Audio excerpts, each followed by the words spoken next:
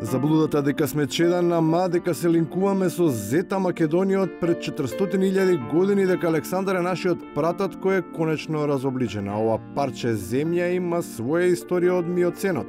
Доме на сите живи и изумрени суштества, прамајка на мамутите, колевка на сите светски цивилизации.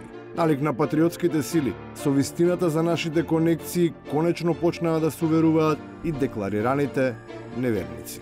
Живееме во виртуелна реалност.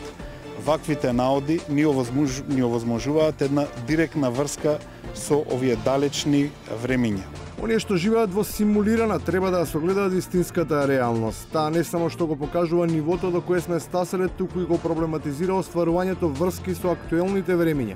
Бидејќи низ подземниот премин која поврзува со еднината, културата е во истата рудиментирана форма, не баре препарирана од времињата од кои наместо да се оддалечува, толку силно и се враќа. Ние го изградивме патот и крајот и бевме весели и не знам што има тука страшно што се веселевме. Јас стварно не разбирам таа реакција што сме играеле едно оро. Со колешките се фанаме така спонтано и убаво беше. Орото кое во себе има многу сомнителни, напред-назад, скриени и се уште неразјаснети чекори продолжува да се игра, ама во тунелот на правдата. Низ него и тие поминуваат, иако веројатно поради однапред утврдениот такт. Не биле дел од играта, но од блискоста со оровоците и од нивниот сјај, слепо верувале дека се игра чисто оро, па сега се принудени да се сеќаваат на главоболките кои наводно им ги предизвикувала лошата музика. Имаме заштитени се борците, искусни се борците, си се пазат и едниот борец и другиот позад од двете страни.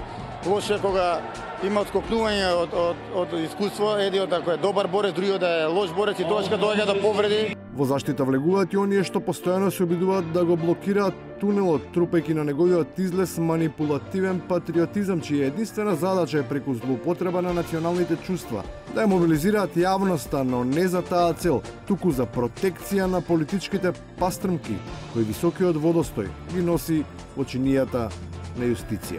Само и само голема риба, пример, сега нека ми простат што ќе ги кажам од типот на Никола Груевски, на министрите негови, на Миле, на Гордана или на било кој, да осуди.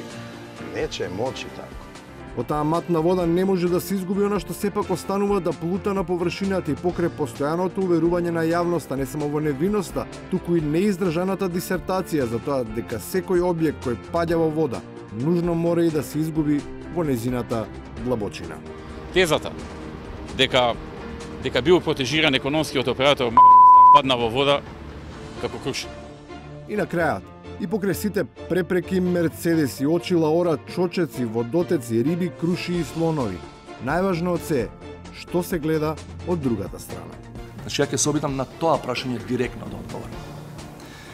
Јасно е, според мене, дека се гледа светлото на крајот на тунелот. Подземните премини, прокопите кои се прават на патот, треба да не одведат таму каде што упорно се обидуваме да стигнеме. На другата страна од тунелот, на светлата.